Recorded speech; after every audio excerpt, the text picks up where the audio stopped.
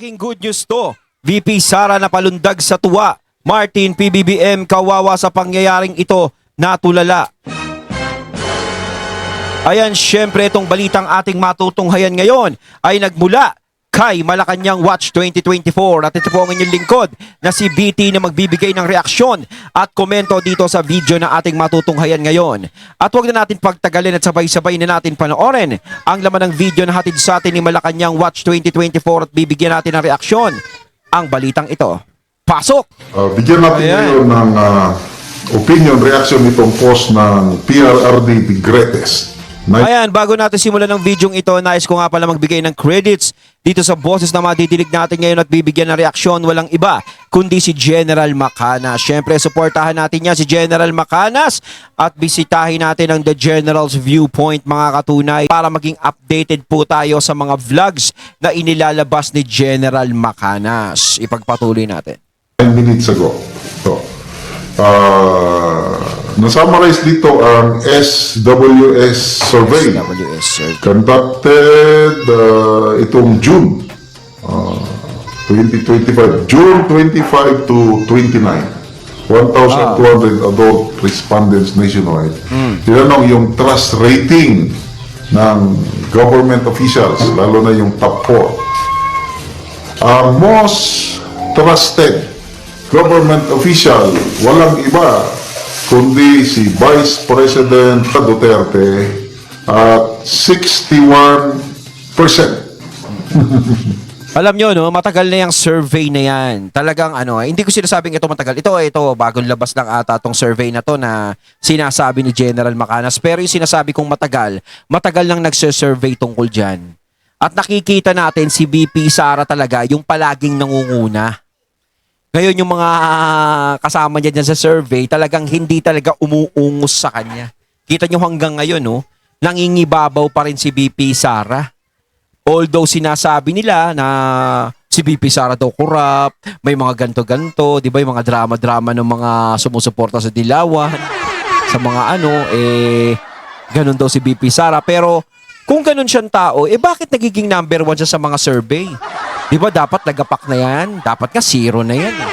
Pero nakikita nyo naman ngayon is angat na angat siya. Lutang na lutang, di ba?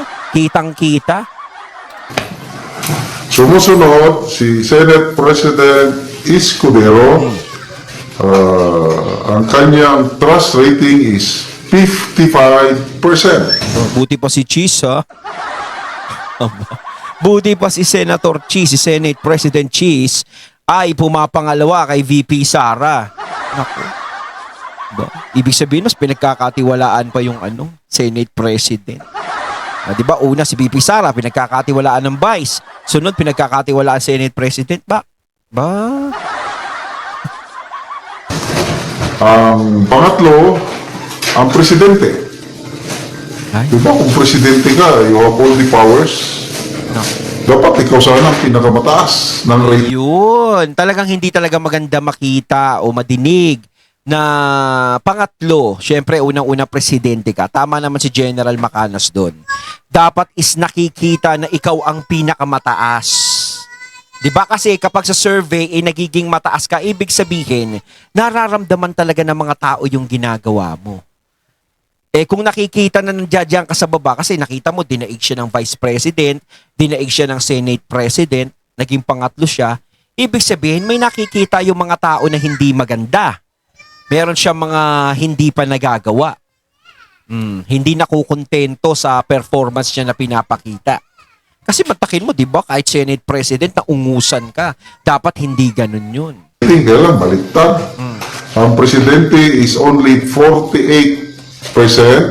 At ang pinakakulela si Speaker Martin Romualdez na ang kanyang trust rating is only 34%. Huwag na natin pag-usapan. Hindi kasi ito, di ba? No.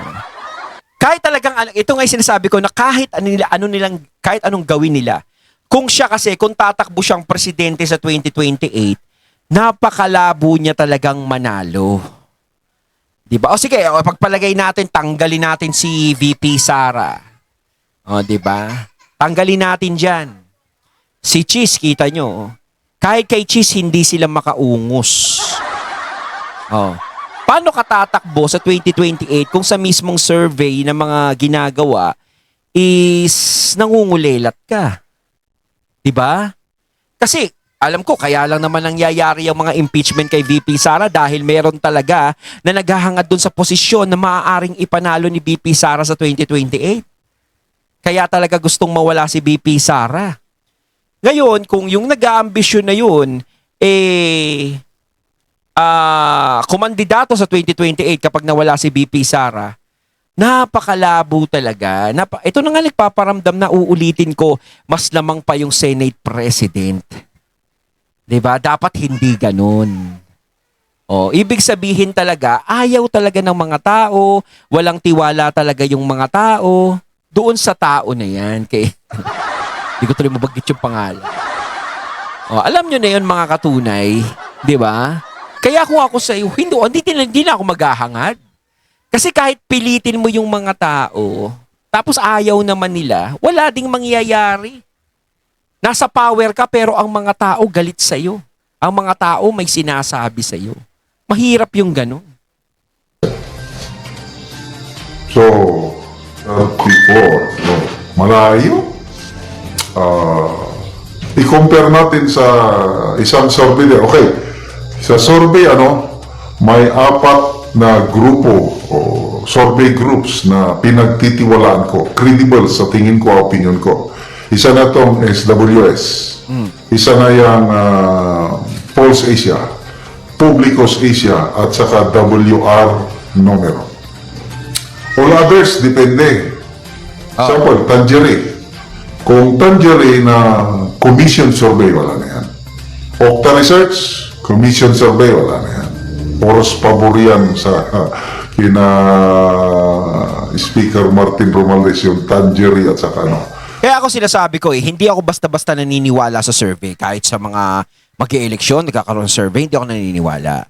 Pero kasi dito, kahit hindi tayo magpa-survey, alam natin alam ko na si VP Sara talaga yung nangingibabaw Kasi marami talagang pumapabor sa naging gawa ng mga Duterte. Partida na yan, si VP Sara is hindi pa masyadong makakilos. 'Di ba? Vice President pa lang siya, hindi siya masyadong makakilos. Although may mga iba na siyang nagawa, pero syempre, hindi yung talagang purely na makakakilos siya. Syempre, ang daming kumukontra Yung budget niya nga, 'di ba, tinapyasan, binawasan, konti lang ibinigay. So hindi siya makakilos ng 100%. No? Pero talagang kung babasihan lang natin talaga yung mga ginagawa ni VP Sara nung nanunungkulan siya sa Davao, is siguro kung maging presidente siya, mas maganda yung gagawin niya. Mas maganda yung performance na ipapakita niya. Yun yung inaasahan ng mga tao. 'Di ba? Kasi kay VP Sara, kahit nakikita na natin kung ano ang gagawin niya, kung anong magagawa niya sa bansa But kung non-commission, pwede pa.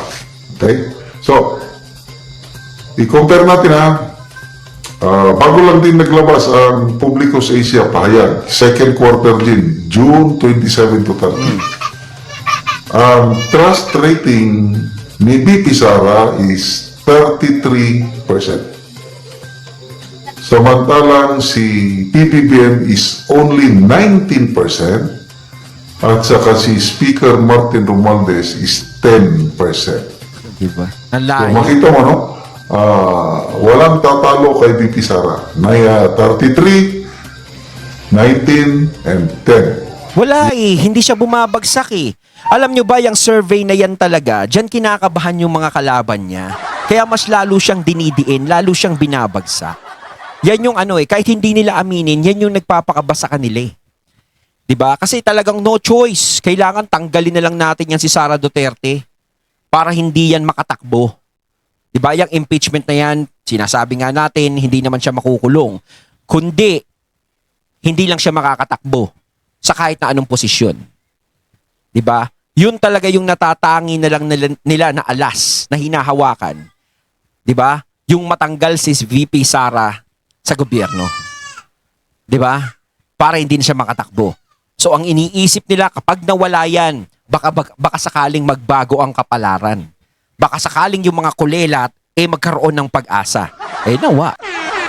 Pero ako sinasabi ko nga paulit-ulit, sa tingin nyo ba pag na-impeach si VP Sara, wala silang itutulak, 'di ba? Wala ba silang itutulak yung mga Duterte, wala silang itutulak na tatakbong presidente? Malamang ko sa akin meron. Meron 'yan. 'Di ba? Hindi pa pwedeng wala.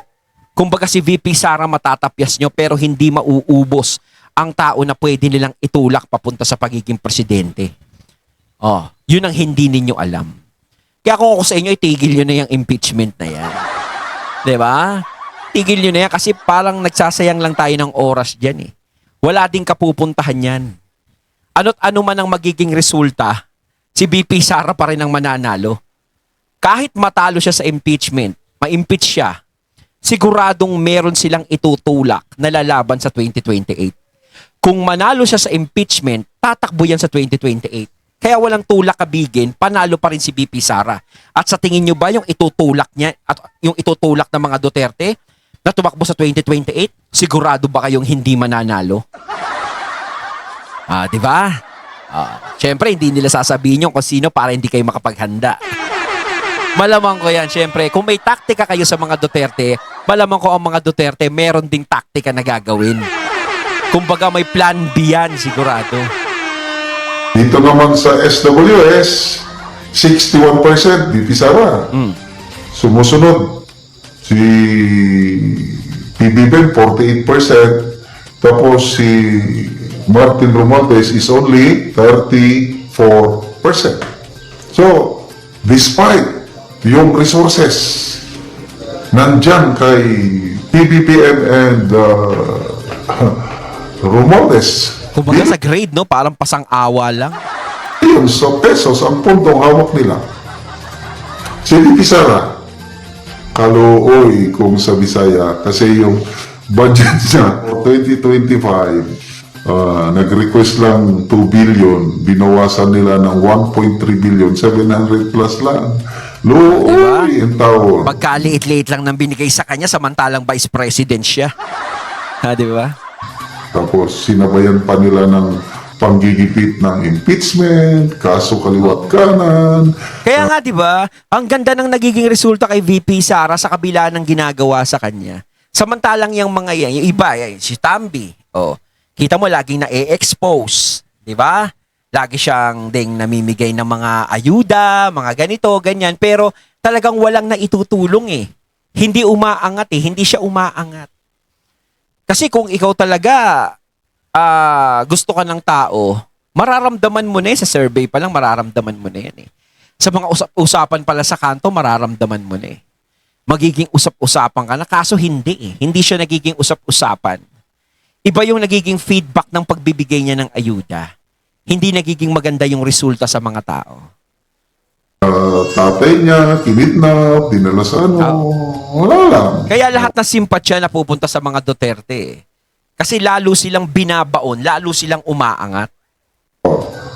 So bakit, despite all these advantages ng nakaupo, PBBM and Romualdez, bakit napakababa pa rin yung ratings nila? Oo, nasa kanila Bakit yung hindi ano nila eh. matumba-tumba si Makinarya, VP Sara? nasa kanila yung ano. Anong ibig sabihin nun? Ang taong bayan, matang-mata. O yung ba, hindi na ninyo maluloko ang taong bayan ngayon. Kasi na, age Lang. of social media. Magbasa lang tayo sa mga comments. Hindi na mahirap talaga. Oo. Hindi na talaga. Mga hindi naluloko naniniwala. tayo yan. Kailan naging up ang survey na yan? Siguro kasama si Ngagba humigop sa survey. Hindi sila naniniwala sa survey. Ako, naniniwala ako sa survey ng SWS. Matagal na po ang SWS nagsusurvey. Actually, ang line of expertise ng SWS more on improving the lives of Filipino people. Kaya Pero totoo yan, tama si General Macanas kasi ang SWS talagang matagal na yan. Talaga sa tingin ko parang legit din yan. Hindi dahil sa pumapabor ako sinasabi ni General, pero matagal na yan. Marami din namang nagsasabi na maganda at legit talaga ang SWS survey. monthly survey sila yung bilang ng mga pobreng Pilipino. Yan. Bilang ng mga nagugutom na Pilipino. yung quality of life ng Pilipino nag-improve ba? Yun ang mga sinusurvey ng Yes. SWS. At ako, nasusubaybayan ko, mula nung umupo ang administrasyong ito sa survey ng SWS, padami ng padami ang bilang ng mga taong nagugutom. Ah. Parang parehas na yung bilang ng gutom noong pandemic. Nako. Ibig sabihin, ngayon parang pandemic. Kay PRRT, partida na, pandemic pa noon, pero, di ba, na-survive. No? Kahit sabihin natin na may mga nagugutom, syempre, mga walang trabaho tao noon eh. Pero hindi naman pinabayaan ni PRRT lahat ng mga tao noon. 'Di ba? Kumilos siya, gumawa siya ng paraan para malagpasan natin yung pandemya. 'Di ba? Eto, walang pandemya, walang ano. Tapos ganyan ang nangyayari, yung mga tao naghihikahos, nahihirapan sa buhay. 'Di ba? Lalong-lalo na kung magkaroon ng pandemya, wag naman sana. 'Di ba? Saan na tayo pupulutin? Ano nangyayari sa bayan natin? Wala naman tayong pandemic. Bakit? Oo. Madami pa rin ang bilang ng nagugutom. Ibig sabihin, yung legacy ng Pangulo. Ang gusto niyang legacy, wala daw tao, wala daw Pilipinong nagugutom. Bakit parami ang bilang ng nagugutom? Madali lang kasi sabihin yung wala ng taong magugutom. Madali lang sabihin yan. Pero napakahirap talagang gawin yan. 'Di ba? Paano mo gagawin na walang taong magugutom? 'Di ba? Syempre, para magawa mo yan, kailangan magkaroon ka ng attachment sa mga tao. Kailangan maramdaman mo yung hirap na nangyayari sa tao. Kasi kung hindi mo nararamdaman yung mga taong nasa baba, buong akala mo is nakapagserbisyo ka na ng maayos. Pero kung mararamdaman mo, bababa ka sa baba, aabutin mo yung mga taong nasa baba, mararamdaman mo yung hirap na nangyayari sa kanila. Nasasabihin mo, hindi ko pa pala nagagawa ang lahat. Doon mo alamin kung ano yung mga bagay na kulang na hindi mo nagawa sa kanila. 'Di ba? Yun eh. Kailangan maging malapit ka sa mga tao. Hindi yung malapit ka sa mga kasama mo, malapit ka sa matataas na tao. Mas maganda sa isang presidente yung makamasa.